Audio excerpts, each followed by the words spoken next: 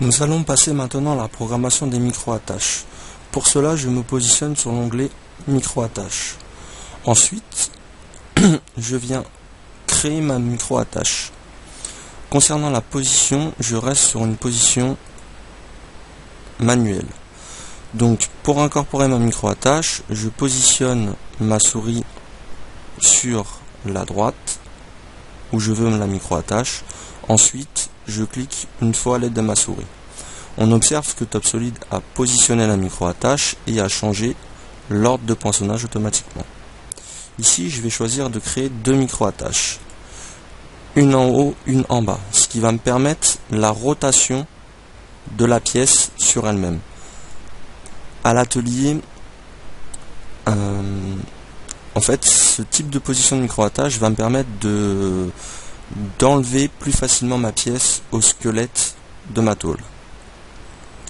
Pour modifier la valeur de la micro-attache, c'est-à-dire l'espace de la micro-attache, je vais sur l'onglet Modifier et ensuite je sélectionne l'onglet à modifier. Donc lorsque votre micro-attache est grise, vous pouvez cliquer une fois sur votre souris. Ici, un onglet vient de s'afficher, Modification des micro-attaches. Je vais sous l'onglet Caractéristiques.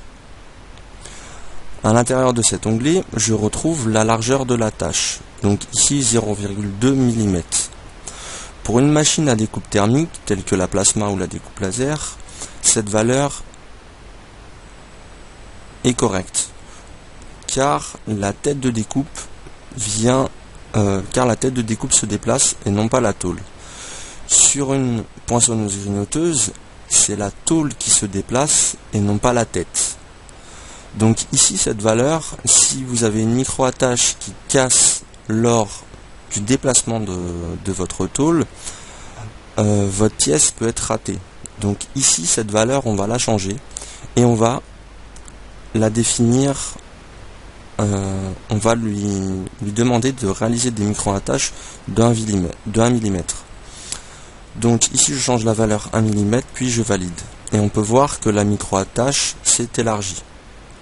D'accord, donc cette micro-attache est définie de 1 mm. Attention, ça ne modifie pas toutes les micro-attaches. Donc sur la deuxième micro-attache, je vais devoir cliquer sur Modifier. TopSolid me demande l'élément à modifier, donc je me positionne sur ma micro-attache et je viens cliquer dessus.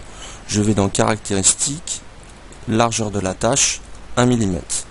Puis je valide.